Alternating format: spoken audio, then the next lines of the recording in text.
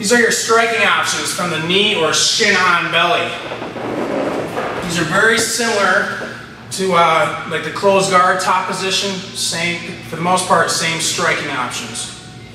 So if I had the shin on the belly, okay, remember when you're striking, your knee's up a little higher. Shin on belly, just looking for the submission or trying to finish the submission, your leg's going to lower out your kickstand leg. For now, your kickstand leg, knee up a little higher. This allows you to posture a little bit more and to get a little bit more power behind the punches. So number one are pistons. Again, a piston, the whole idea is elbow comes above your shoulder to get a little bit more drive. Try and avoid these short arm punches. They have a time and a place for that, but for the most part, we want to lay down power. So it's right here. Sometimes from the knee on belly, you can cup his head and drive it down here. Might be just temporarily, but that's a potential possibility for your striking. And a nice thing about when you have a target that you're striking at and you have an object right behind it, there's no give. So if I cup his head and drive down these piston punches, his head has no give. So it's like you're going to squash his head, make a sandwich out of it. So that's a good technique to cup his head and piston punches. Again, you're probably not going to be in that position very long. He's going to look to get that hand off there. But just a couple shots would be nice. So you cup his head and sandwich that head with that piston punch. Okay, so your pistons and cupping that head, single piston. You have overhands. So the overhands, your elbow flares and you're going over. So he covers, okay, so I go over his head. Okay. Now when he brings his arm down to cover the side, I'm working a straight vertical punch. So you have your overhands and you have your straight vertical punches. It's a vertical fist and it's a straight punch. Okay, elbows stay tight. Not necessarily a knockout punch, but it's enough to set up others, targets and options, and it's just aggravating. Okay? But sometimes you can clip that chin enough, you might get a knockout. But it's right here, overhands, elbow flares out, going up over top of his covering.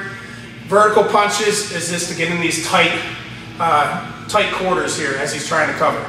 And the good options are to go overhand as he covers, and then bring the elbow right back and put that right in there on a half beat.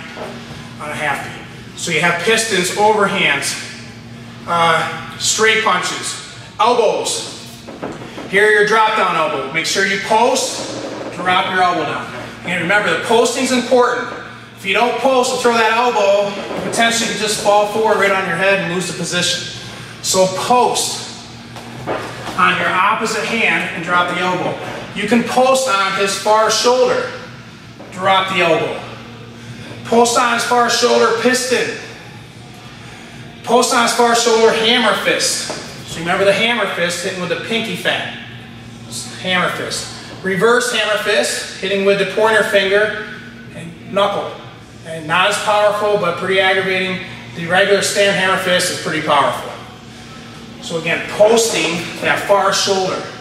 And that takes the ability somewhat of him away to strip away. So I keep him posting flat, pistons, overhands, straights, drop down elbow, hammer fist, reverse hammer fist. Grab his trap or put your hand over his head, snip elbow. Here's your snip elbow. Not that powerful, but draws cuts potentially. And again, it's kind of distracting and aggravating. So you can post out here if you have to, or better yet, post on that far shoulder and drop punches down. Cup his head, overhand, straights if you need to. Again, that person will be covering. Okay, so I go over the top, he covers there, I can go straight through the middle. Okay. So different, you have your hammer fist, reverse hammer fist, overhands, straight punches, vertical punches, piston punches, drop down elbow, and a snip elbow. One thing, you could switch your knee on belly to neck, knee on neck. Okay, so I'm going from here to I drop now my knee on his neck. Okay, not so much used in sport, but certainly street. Drop that right on his neck. It can not only make a choke out of it, but it's very distracting. And once I get here, here's my hammer fist. Reverse hammer fist. Punch to the body. If it's street, punch the groin. Okay, so I'm going from knee on belly to knee on neck. Knee on belly to knee on neck. Okay, dropping that shin bone right on his neck. Sometimes it takes some balance.